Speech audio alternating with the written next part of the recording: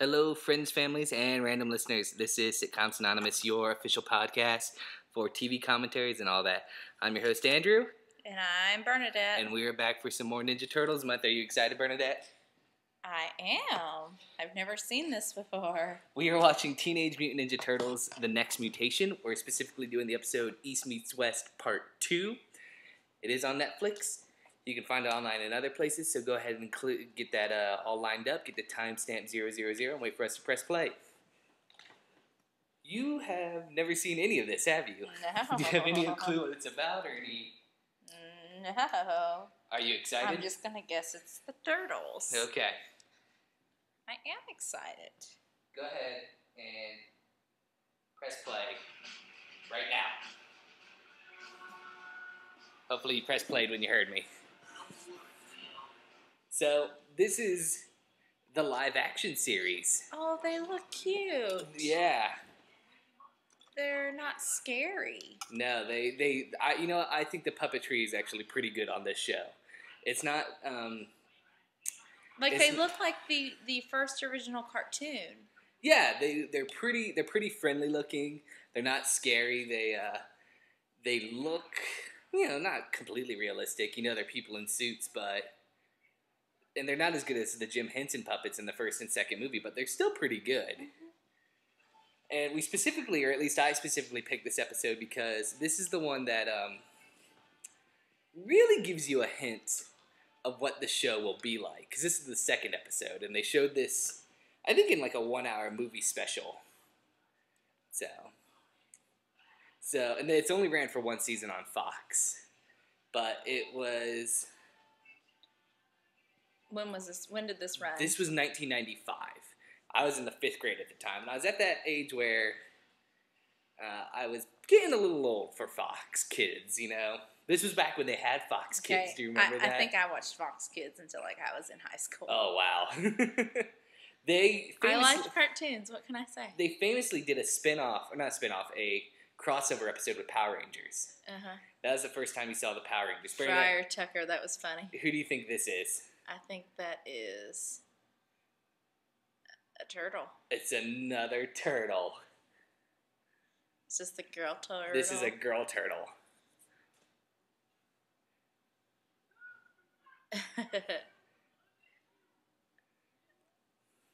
How do you tell that she's a girl turtle? I think it's because she is, the polite word would say, curvier than the other turtles. And she obviously has a female voice. Oh, okay. Yeah, See, I can't hear her voice we're listening it on silent and we're reading subtitles. Oh, and then her bandana thing, her mask is braided. Like a ponytail, yeah. Yeah. Okay. Yeah. The girl turtle, who goes by Venus de Milo. Uh-huh. Right now, her name is Mei Pei Chi. Okay. And Did she turn into a turtle the same time the others did? Yes. Apparently she was the 5th turtle in the glass bowl that fell. And then she got swept off into a sewer drain. But aren't they all brothers? Well, we're going to get to that. Because this show is pretty infamous. This show is pretty well hated by Turtles fans. One, introducing a 5th turtle who's a girl. Uh-huh. And I don't know if it's because nerds can be kind of misogynist at the time or anything like that. You're going to hear some filling of popcorn jars for weddings. I'm going to stop. Let me just see that one. Okay. I don't know if it's nerd fans can be a bit misogynist, or because April O'Neil is not in this show at all. At all. So they wanted a woman. And so I think executives were like, we'll do a female turtle to appeal to girls, when it's like, well, you have a female character that appeals to girls. Who's just as bright, who's just as sharp, who's just as intelligent, and just as awesome as the Turtles. Now, April O'Neil is somebody every Turtles fan knows. Some people call me April O'Neil. I know. Some people do say you look like April O'Neil. And there's the Shredder with his very white henchmen. And I don't understand how the Shredder gets these henchmen, because... You're living in 1995? Well, here's the thing. Like, in the movie, they are... In the first movie, they're disenchanted youth. Mm-hmm. In the cartoon, they're robots. In the comics, they're other Japanese characters of the Foot Clan. You know, it's an actual clan of people. So I don't know how these white guys got into this clan. There's Splinter, who's sick. That's sad. Splinter is trapped in the dream realm. Michelangelo clearly does not care with him just exercising all the time. He's gonna work out. But yeah, he's got a female turtle to impress now. This show is also pretty infamous, is that it is considered the extension of the movie series. Like, look, they're still living in the same abandoned subway from the second and third Turtles movie. For some reason, the Shredder's alive now. Her adopted father was just killed. Who was her adopted father? Was it Splinter's brother? Some Chinese, Japanese magician. I don't know. I can't remember what culture he's from. But that is the famous other thing that's hated by this movie. What? They say that the turtles are not brothers. What? They're not brothers. They're not related by blood. They're just four random turtles that appear together. No. Yeah. And apparently... I don't like that. Nobody likes it. And I think it's so that one of the turtles can hook up with Venus de Milo. That's the only reason why, so that they could have a love interest in her. And I hate that. The fact that the turtles are brothers, the fact that Splinter is their father, albeit adopted father, you know, is important. Apparently Splinter's trapped in the dream world. She's going to find him. She's like a magician, a ninja magician. Well, she was raised by a magician. Shinobi is what they call it. Okay, this is a little weird. Yep. So she's in the dream world. I can't do this. And that is the main villain of the series, the Dragon Lord. What? Why isn't the Shredder the villain? Nope. People don't know why. It's just dumb. So that's weird. Like, I feel like I'm on Power Rangers right now. Oh, well, they had a crossover with Power Rangers. It is Fox Kids. You got to give them that. It's clearly Fox Kids with Fox Kids budget. Now, the story behind this is, you know how there was the third movie.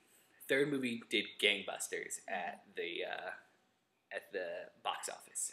At least I believe so. Mm-hmm. They started to work on a fourth movie called Ninja Turtles: The Next Mutation. Conveniently the title of this show. The Turtles were going to evolve more. Leonardo was going to get metal powers. Mm-hmm. Donatello was going to get telepathic powers but go blind. Michelangelo was going to turn into a human. And Raphael was going to turn into a giant monster, as was Splinter. That was the basic plot. And then there was going to be a fifth turtle introduced named Kirby. After Jack Kirby, because they're all named after famous artists. Jack Kirby, the comic book artist. That was in development hell, as they call it, for years and years and years. And then finally in 95, someone's like, let's just turn this into a series and make some money.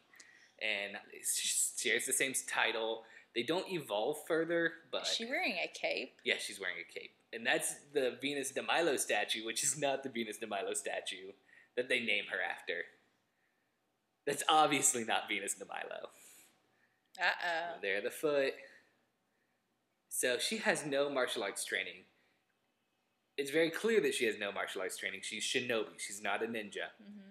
She can tie up the turtles and defeat the turtles. And she's about to defeat the Foot Clan. So they decided to make it into a TV series, change the guy Kirby into a girl Venus. And that's pretty much the end of that.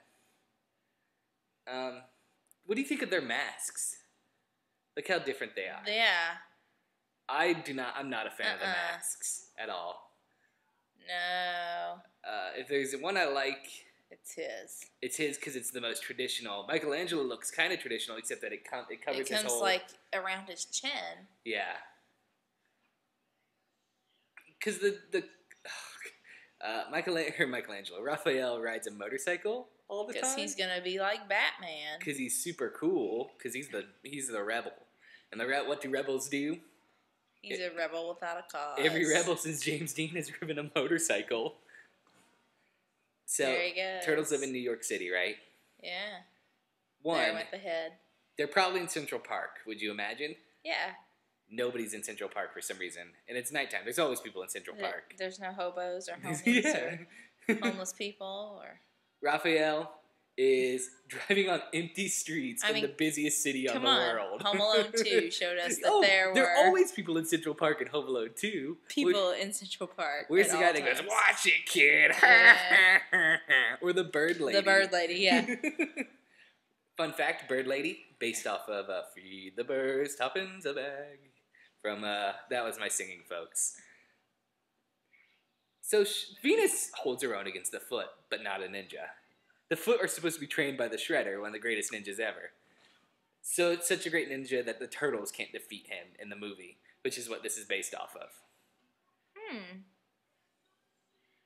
Though the Turtles easily defeat the Foot Clan in the movies, too. Those fight scenes in that first movie are probably some of my favorite fight scenes. Raphael is wearing a helmet. It's such a dumb helmet, too.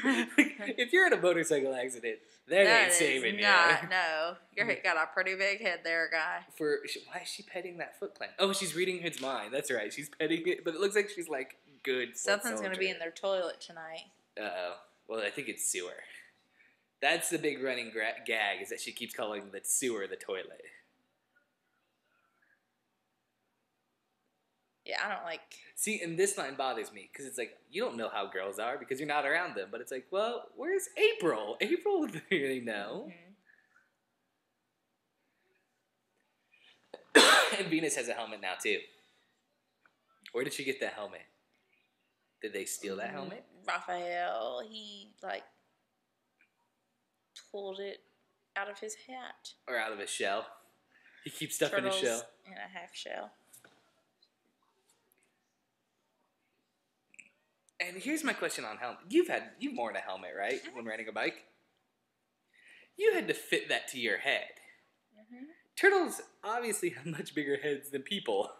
Those are like people helmets. Yeah. Why is she still wearing... Take it off. You look stupid. You look like a special kid. Maybe something happened to her. Oh, that's mean. That was mean of me. I'm sorry.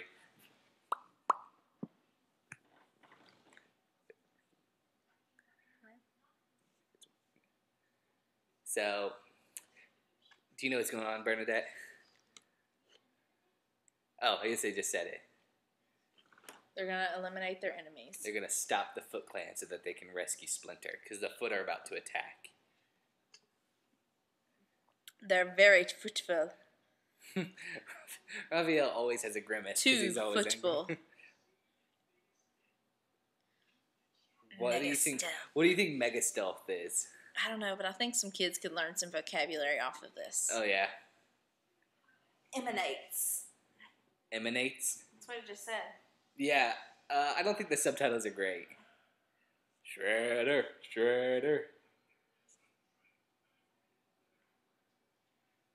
Look.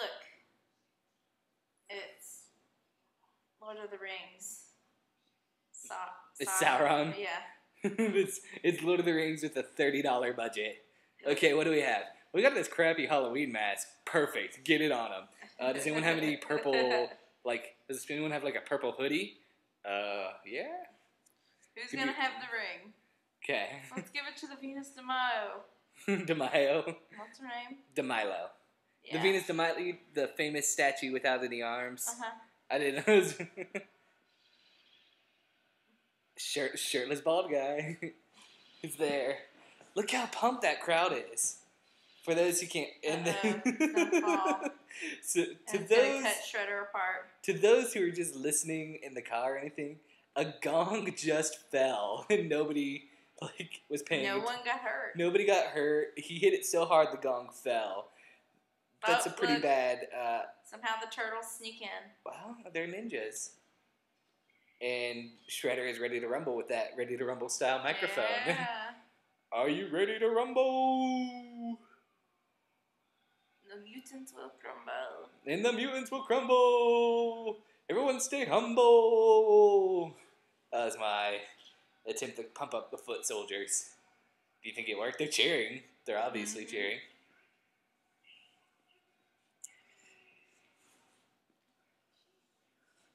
Look, you can see the goosebumps on his body.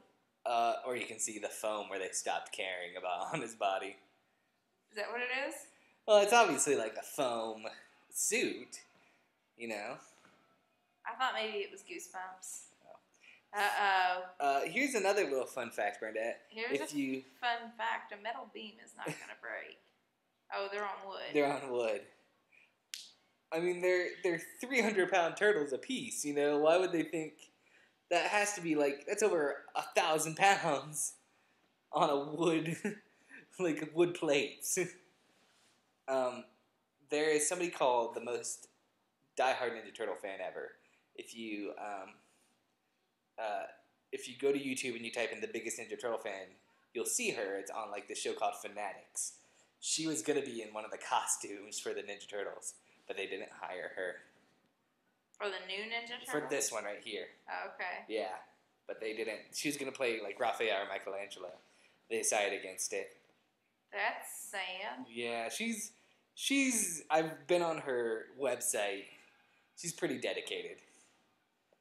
Up there's the size. So here's what. Well, your size are gone now, Raphael. I lost a sigh. He doesn't care. No. He's like, I'm just gonna fight. This is also pretty infamous because it changes all the turtles' weapons. Like, Leonardo doesn't have katana anymore. He just has a big sword. Michelangelo does not carry nunchucks. Yeah? Because nunchucks are illegal in a lot of countries. And so, because Ninja Turtles gets played in other countries, they can't show him with nunchucks. And then Raphael's size turned into a staff, which I think is kind of defeats the purpose of having the sai. Like, in England, they're not even called Ninja Turtles. What are they called? They're called Hero Turtles. Really? Teenage Mutant Hero Turtles. And do you remember in the cartoon when Michelangelo had to stop using the nunchucks and he started using the grappling hook? That was because they couldn't show... They had to heavily edit the ones with Michelangelo using nunchucks. Yeah.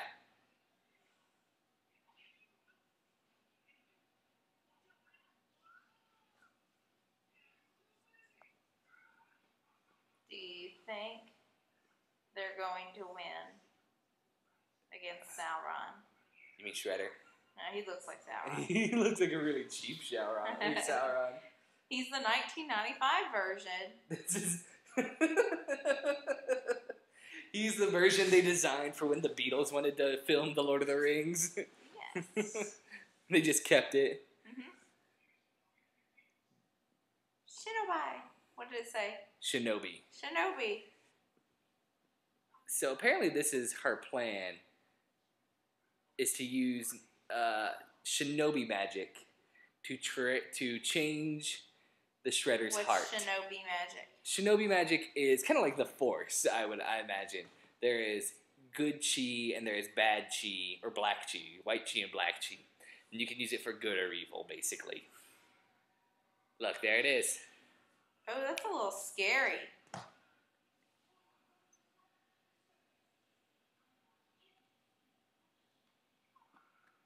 You don't think it's working? I'm just saying it's a little scary. His face. Do you think the new Shredder's gonna look like that? The new Shredder is white, as far as everyone understands. Instead of being called Oroku Saki, his name is Eric Sachs. How do you feel about that? I think it takes away from an Asian actor who could obviously play the role and play the role very well. Like, you could get Ken Watanabe, who is, he's the scientist in Godzilla, the new Godzilla. Okay. He would be an awesome Shredder. He was the head samurai in The Last Samurai. Mm-hmm. So, obviously, Turtles is so based in Japanese culture, to take away from that just doesn't feel right. Do you have an opinion? I just think you should maintain who has been Shredder. Right. Like that identity. This is almost the same speech that Casey Jones gives in the very first movie. You know, where he goes, you think this here and that there is family. And then he puts his arm over under Master Splinter, and then Master Splinter goes, Casey. I love that part, because I'm a nerd. No, Shredder's not dead. Shredder does come back, Bernadette. Don't worry. He always does. But the Shredder comes back, and he and he lives with him for an episode. Really? And then he remembers that he is the Shredder. Mm-hmm. Yeah, see, they didn't call them ninjas there. Mutant Turtles. That's just stupid. And that's a running gag, is that she can't get American colloquialisms. But but when she's fighting, she's making puns all the time. Does she stay on? Yeah, she remains on the show. She's part of the show until the series ends. So, Bernadette, that's your very first episode of The Next Mutation. What did you think? The only thing I like is that they look like the original Turtles. They don't look scary. They don't look scary or mean. They look like they enjoy life still.